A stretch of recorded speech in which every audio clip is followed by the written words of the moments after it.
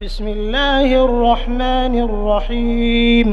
اللہ کے نام سے جو رحمان اور رحیم ہے۔ وَلَقَدْ يَسَّرْنَا الْقُرْآنَ لِلذِّكْرِ فَهَلْ مِن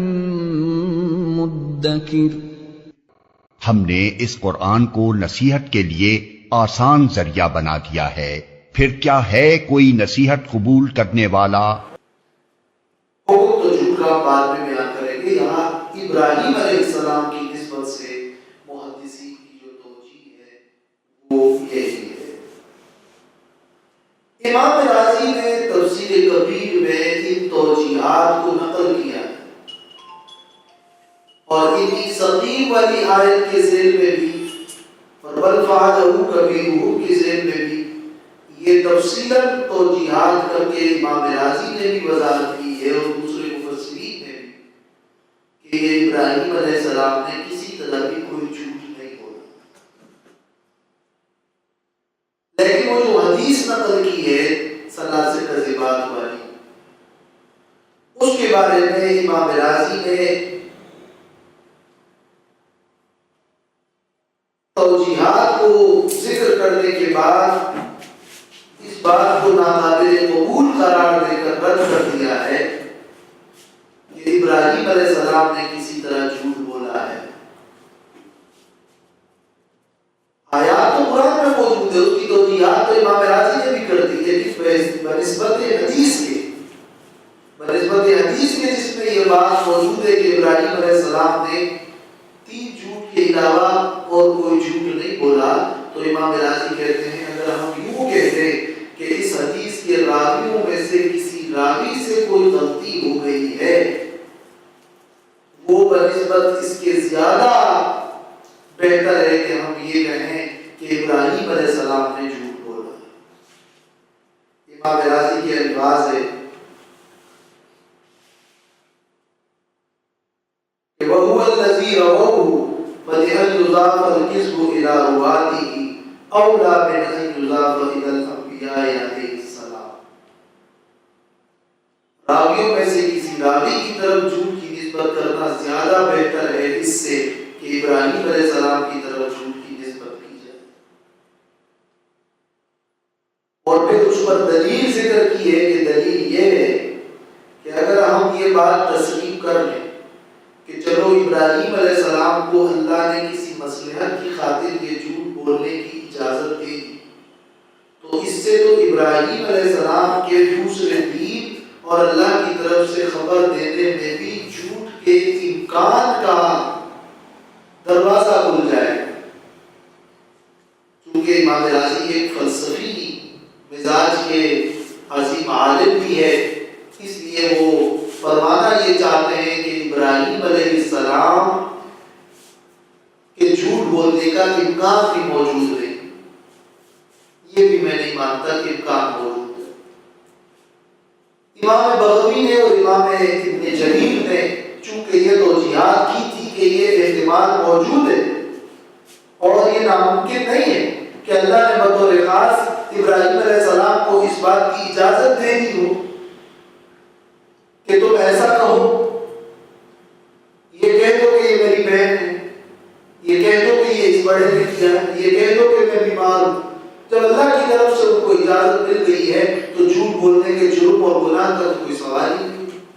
یہ امام بغوی نے اپنی تفسیر میں نقل کیا ہے، معالم التنزیل، اور امام ابن جریر نے بھی یہ معنی کیا ہے۔ لیکن امام راضی کہتے ہیں اگر یہ بات تسلیم کر لیں تو اس طرح تو انبیاء میں کذب کا وہ احتمال اور امکان اس کے لیے تو دروازہ کھل جائے گا۔ اس سے زیادہ بہتر یہ کہ ہم یہ کہیں کہ اس روایت کے باوجود اس کے کہ اس کی سند صحیح ہے، لیکن اس روایت میں کسی راوی نے جھوٹ بولا ہے، نہ کہ ابراہیم علیہ السلام۔ مگر محدثین اور مفسرین کی بہت بڑی تعداد نے 97-98% کہتے ہیں، 99% کہتے ہیں، انہوں نے اس حدیث کو جب سند کے اعتبار سے بالکل صحیح اور قوی ہے تو اس کو تسلیم کیا ہے اور فرمایا ہے کہ یہ تو اس صورت میں امام راضی کا اشکال واقع ہوگا کہ جب کذب سے حقیقی معنوں میں جھوٹ بولنا مراد لیا جائے، جب حقیقی معنوں میں جھوٹ مراد ہی نہیں ہے بلکہ اس سے مراد کذب تعریض ہے تو پھر تو کوئی سوال نہیں۔ امام راضی نے خود بھی یہ تسلیم کیا ہے کہ اگر یہ کذب کی نسبت ابراہیم علیہ السلام کی طرف تسلیم کر بھی کیا جائے تو یہ کذب بمعنی تعریض ہے، لیکن یہ انہوں نے بعد میں ذکر کیا، انہوں نے پہلی توجیہ یہ ذکر کی، جس سے امام راضی کا رجحان اس پہلی توجیہ کی طرف ہی معلوم ہو رہا ہے۔ مگر امام راضی کا یہ قول اس کو محدثین مفسرین نے ترجیح نہیں دی ہے، اس لیے کہ وہ حدیث سند کے اعتبار سے بالکل قوی اور صحیح ہے اور اس کی بالکل ایک معقول جواب اور توجیہ موجود ہے۔ جہاں تک اتنی سقیم اور بٹوال اور کبیر حکم کی بات ہے، ان کی توجیحات تو خود امام راضی نے اپنی تفسیر میں بھی تفصیل سے کی۔ زیادہ اشکال امام راضی کو وہ اختی والے مضمون پر پیش ہے، اس لیے بخاری کی شرح ارشاد الساری میں علامہ قسطلانی نے، جو کہ 923 ہجری میں ان کی وفات ہے، وہ فرماتے ہیں کہ امام راضی کا جو یہ قول ہے لیس بشیء، یہ کچھ بھی نہیں، اذن حدیث صحیح ثابت، اس لیے کہ حدیث بالکل صحیح اور ثابت ہے، اور ولیس فیہ نسبۃ محض الکذب، حدیث میں محض جھوٹ کی نسبت تو ہوئی نہیں ہے، تو حدیث کو رد کرنے کی کیا وجہ ہے؟ اور آگے لکھا ہے ادعاء هذه الثلاثة بلا ريب غیر برا، یہ بات بالکل ظاہر ہے کہ حقیقی معنوں میں جھوٹ کسی کے نزدیک بھی مراد نہیں ہے۔ جب حقیقی معنوں میں جھوٹ کسی کے نزدیک بھی مراد نہیں ہے تو تعریض کے معنی لینے کے بعد حدیث کو رد کرنے کی حاجت ہی کیا ہے؟ امام راضی کے اس قول کو مفسرین محدثین نے ترجیح نہیں دی۔ مولانا مودودی رحمہ اللہ نے امام راضی کے اس قول سے اتفاق ظاہر کیا ہے اور انہوں نے فرمایا ہے کہ یہ روایت باعتبار درایت کے، اگرچہ سند کے میں تسلیم کرتا ہوں کہ روایت صحیح، لیکن بعض احادیث سند کے اعتبار سے جانچنے کے بعد صحیح بھی ہوتی ہے، لیکن کبھی اس کے متن کے مضمون کی وجہ سے اس کے اندر کوئی نقد کی جا سکتی ہے۔ اصول حدیث کی روشنی میں یہ اصول اپنی جگہ موجود ہے۔ مودودی کا بیان یہ تو نہیں ہے کہ اس میں سے کسی راوی نے جھوٹ بولا ہوگا۔ امام راضی کا تو یہ ہے کہ راوی کو جھوٹ کی نسبت کر دو، یہ بہتر ہے بنسبت یہ کہ ابراہیم علیہ السلام کی طرف۔ مودودی نے تو یہ نہیں کہا کسی راوی سے غلط فہمی ہو گئی، کیوں کہ وہ بھی کذب خطا کے معنی میں وہاں لے لو، اگر امام راضی کے کذب کے لفظ کو خطا کے معنی میں لوگے تو، لیکن ابراہیم علیہ السلام نے کوئی جھوٹ نہیں بولا۔ مولانا مودودی نے یہ بھی کہا ہے کہ یہ تعریف والی بات ہے یا اس قسم کی توجیحات یہ سب میری نظر اور نگاہ میں ہے، مگر پھر بھی میں اس پہ قائل ہوں کہ یہ اس روایت میں ہی کچھ خلل ہے، لیکن ابراہیم علیہ السلام نے کوئی جھوٹ نہیں بولا۔ اور یہ جو تولیہ والی بات ہے، یہ تعریف والی بات ہے، اور یہ جو محدثین کی توجیحات ہے، وہ کہتے ہیں اس نے بات کو بگاڑا ہے، اور خاص کر اس تیسرے واقعے کو جس طرح امام راضی نے لیا ہے، محمد مودودی نے بھی خاص طور پر لیا ہے کہ ابراہیم علیہ السلام کا یہ کہنا کہ یہ سارا میری بہن ہے، یہ بات تو بالکل قابل قبول نہیں ہے، بلکہ محمد مودودی نے کہا کہ تو بالکل ایک بیڑا بات ہے۔ ایک بات اور بھی ہے نا، یہ بات پوری ہو جائے آخر میں سوال جواب کا وہ رفتار جو بیان کی تحقیق کی ہے وہ بگڑ جاتی ہے۔ تو امام غازی کی اس توجیہ سے مولانا مودودی نے اتفاق ظاہر کیا ہے، اور امام راضی نے تو خیر ایک اور احتمال تعریض کا بھی ذکر کیا ہے، مولانا مودودی اس احتمال کے بھی قائل نہیں۔ اس اعتبار سے مولانا مودودی کی رائے تھوڑی سخت ہے، مگر کذب کی نسبت کے اعتبار سے امام راضی کی رائے ذرا سخت ہے، اور متن کے اعتبار سے اس قسم کی تنقید کسی کی روایت پہ کرنا بعض محدثین میں بعض حدیثوں کے حوالے سے پایا جاتا ہے. یہ کوئی ضلالت اور گمراہی کی بات تو نہیں، لیکن امام مودودی کی یہ رائے غلط ہے. امام مودودی کو اصل میں جو اشکال پیش آیا تھا وہ کذب کی وجہ سے اتنا زیادہ نہیں پیش آیا تھا. بنیادی بات یہ کہ حاضی اختی، یہ میری بہن ہے، یہ کہنا سارا کے بارے میں کیسے ہو سکتا ہے جبکہ اس وقت سارا کی عمر 65 برس کی تھی. ان کے بارے میں حدیث میں کہ وہ بہترین حسین عورت تھی اور بادشاہ نے اس کو لے لیا اور پکڑ لیا، اور وہ 65 برس کی تھی. تو یہ بات معقول تو نہیں ہے. اس لیے روایت میں ان کو کوئی خلل نظر آتا ہے. لیکن 65 برس کی تھی والی بات کسی صحیح حدیث میں تو نہیں آیا ہے. یہ تو بائبل کی روایت ہے. تو بائبل کی روایت کی بنا پر کوئی صحیح حدیث اس کو کے اوپر نقل کیا جا سکتا ہے؟ یہ کہنا کہ بائبل میں تو تحریف احکام میں ہوا ہے، تاریخی روایات میں اس طرح تحریف نہیں ہوئی، اگر اپنی جگہ بھی ہو لیکن ضعیف روایت تو اس کے مقابلے میں نہیں ہے. اس کے مقابلے میں تو حدیث بالکل صحیح ہے. تو صحیح حدیث کے مقابلے میں اس روایت سے اس کو کس طرح ترجیح دی جا سکتی ہے؟ اس لیے وہ کوئی معقول اعتراض نہیں ہے، اور اگر وہ بھی تو اس قسم کی قیاسات کی بنا پر کسی صحیح حدیث کو رد نہیں کیا جا سکتا. اسی طرح یہ بھی ایک سوال ہے کہ بغیر شوہر والی عورت کو چھوڑ کر شوہردار عورت کو لینا اس بادشاہ کے لیے کیسے تھا؟ یہ کون سا دین ہے امام مودودی کے الفاظ میں؟ اور کوئی دین ایسا نہیں گزرا کہ جس میں ایسا ہوا ہو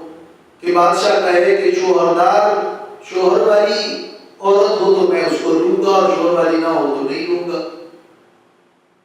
یہ بات بھی بالکل غیر معقول ہے. تو یہ تعارض اس روایت اور حدیث کا بالکل قرآن سے ٹکراؤ نظر آ رہا ہے اور معقول وجہ نہیں. یہ محمودی کا کہنا، مگر یہ بات بھی درست نہیں. ابن جوزی رحمۃ اللہ علیہ کو بھی یہ سوال پیش آیا تھا اور ان کا وہ قول عمدۃ القاری میں علامہ عینی نے نقل کیا ہے کہ ابراہیم علیہ السلام نے جب ان کو یہ بتا دیا کہ یہ میری بہن ہے، اس کے باوجود بھی ان کو کیوں پکڑا؟ اور یہ بتانا کہ یہ میری بہن ہے اس کی کیا حکمت تھی؟ جب ان کو بہن بھی پکڑنا تھا اور بیوی کو بھی پکڑنا تھا تو پھر بتانے کی کیا ضرورت تھی؟ ایک سوال ہے. تو ابن جوزی کہتے ہیں میں نے اہل کتاب کے ایک عالم سے اس کے بارے میں پوچھا تو اس نے جواب دیا، اور اس توجیہ کو ابن حجر نے علامہ عینی نے ترجیح بھی دی ہے کہ ان من كانت متزوجة لا يقربها حتى يقتل زوجها. وہ بادشاہ کی عادت یہ تھی کہ جس خاتون کا شوہر ساتھ ہوتا تھا اور وہ حسین ہوتی تھی تو وہ شوہر کو قتل کر کے اس عورت کو لیتا. یہاں ابراہیم علیہ السلام کی جان کو خطرہ تھا، شوہر کو قتل کرتا تھا. یہ کہنا کہ یہ میری بہن ہے صرف اس بنا پر تھا کہ وہ اس بادشاہ کی کوئی دین نہیں تھا، یہ تو ظالم بادشاہ کی عادت تھی. اس میں دین کا تو کوئی سوال نہیں کہ کون سا دین کا تو سوال نہیں. یہ اس ظالم بادشاہ کی عادت تھی کہ وہ جب کسی عورت کو پسند کرتا تو اس کو پکڑتا اور لیتا، اور اگر اس کا شوہر ہوتا تو قتل کرتا. یہ بالکل ایک معقول بات. اور 65 سالہ عورت کی بھی کبھی حسین ہونا کوئی اتنی بڑی قیاس بات تو نہیں ہے کہ جس کی بنا پر کسی صحیح حدیث کو رد کر دیا جائے. اور یہ نقد متن کا محدثین کو اور اکابر محدثین کو پیش نہیں آیا، اور تعریض کی صورت میں وہ کذب علماء نے تسلیم کیا ہے. لہذا باوجود اس کے کہ امام مودودی ضال اور مضل نہیں تھے، اور یہ بات گمراہی کی بھی نہیں ہے، یہ بات امام راضی نے بھی کی ہے، مگر وہ گمراہ تو نہیں ہے، عالم ہے اہل سنت کے۔ اور اس طرف اعلان مولانا حفظ الرحمان سیوہاروی کا بھی ہے، قصص القرآن کی پہلی جلد میں صفحہ 208 پہ ان کا بیان بھی اس طرف ہے، اور اس کے بہت سارے نظائر ہیں جو مولانا شبیر نعمانی کی سیرت النبی کی پہلی جلد میں بھی ابتداء میں مقدمہ لکھتے ہوئے اس قسم کی باعتبار متن کے احادیث پر نقد کی بہت ساری مثالیں انہوں نے وہاں پیش کی ہے۔ کسی کو مزید مثالیں چاہیے وہ تو وہ وہاں بآسانی مطالعہ بھی کر سکتا ہے۔ تو یہ ضلالت و گمراہی نہیں ہے، یہ انکار حدیث نہیں ہے، یہ حجتیت حدیث کا انکار نہیں ہے، اس پر تو مولانا کا مستقل کتاب ہے سنت کی آئینی حیثیت۔ تو میں وہ بات تو نہیں کروں گا جو بعض اہل علم کی رائے ہے کہ امام مودودی ضال و مضل ہے،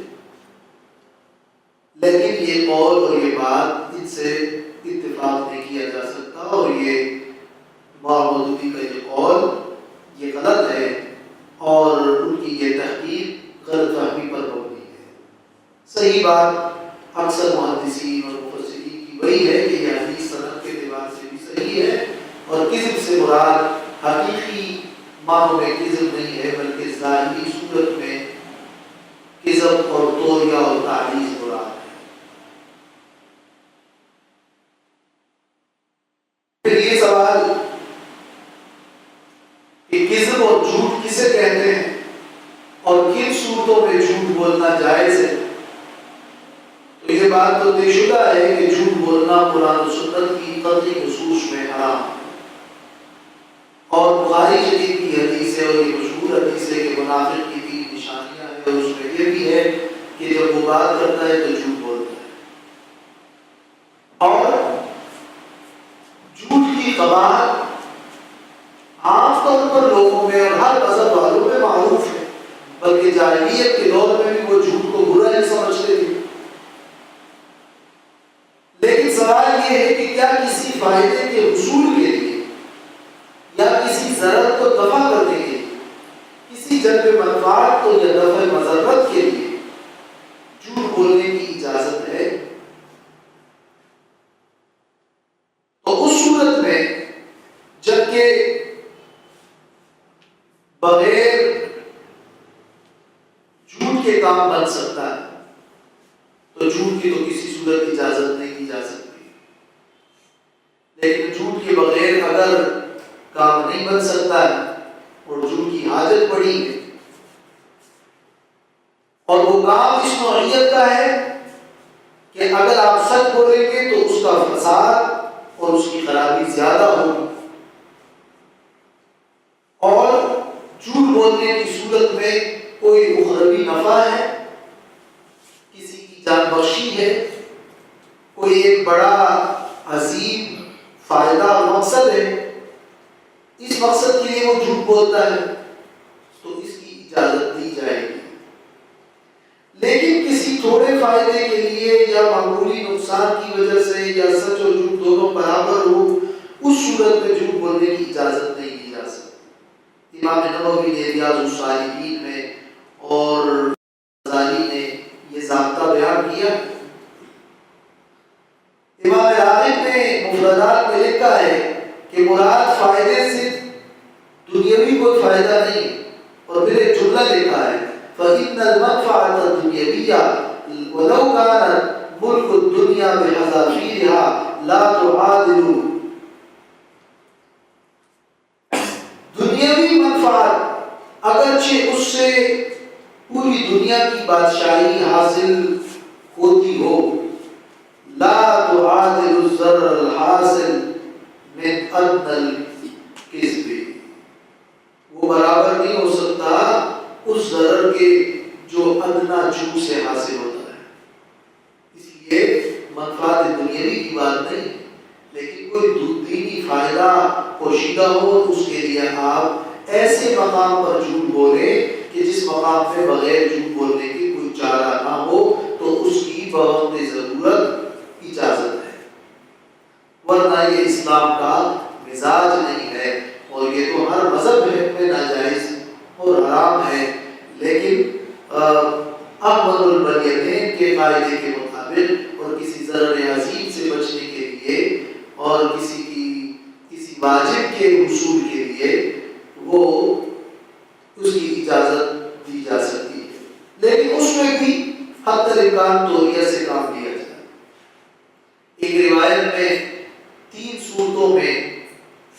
جھوٹ بولنے کی اجازت دی گئی ہے: جہاد میں، صلح کرانے میں، اور میاں بیوی کو خوش کرتے، ایک دوسرے کو خوش کرتے۔ ان 3 کا تو صلاحیت تذکرہ ہے، علاوہ اس کے یہ باقی جو ہے یہ ان پر ایک طرح قیاساً ہے، مگر قاعدہ تو اپنی جگہ وہی ہے۔ امام ماوردی نے لکھا ہے کہ ان 3 باتوں میں بھی توریہ کی اجازت ہے، نہ کہ صریحی جھوٹ کی، لیکن بعض علماء کے نزدیک صریحی جھوٹ بھی اس صورت میں ہو اور کسی منفعت کے لیے جو کہ ایک فائدہ ہے، صلح ہے، جہاد کا ایک موقع ایسا ہے کہ جس میں جھوٹ بولنے سے مسلمانوں کا دینی فائدہ ہے، غلبہ دین ہے، اس طرح کے منفعت کی خاطر جھوٹ بولنے کی بہت ضرورت اجازت دی جا سکتی ہے، اور وہ ضابطہ محدثین نے اس کو لکھا ہے جان بچانے کے لیے۔ قال بل فعله كبيرهم هذا فاسألوهم إن كانوا ينطقون۔ فرمایا ابراہیم علیہ السلام نے بلکہ کیا ہے یہ کام ان کے بڑے نے جو یہ ہے، بس پوچھو ان بتوں سے اگر وہ بول سکتے ہیں۔ فرجعوا إلى أنفسهم فقالوا إنكم أنتم الظالمون۔ تو وہ پلٹے اپنے نفسوں کی طرف، سوچ میں پڑ گئے، فرجعوا وہ لوٹ گئے، الی انفسہم اپنے نفسوں اور اپنے ضمیر اور اپنے دل کی طرف، اپنی ضمیر کی طرف پلٹے۔ رول معنی میں ہے تتفکروا وتدبروا وتذکروا، دل ہی دل میں کہا، فقالوا تو کہنے لگے، انکم انتم الظالمون، بے شک تم ہی ظالم ہو، یہ تو واقعی تم برا کر رہے ہو کہ بیکار پتھروں کو پوچھتے ہو، اور یا یہ کہ ہم لوگوں نے تو واقعی بڑا ظلم کیا ہے کہ سارے ہم چلے گئے اور بت خانے کو یوں کھلا چھوڑ دیا۔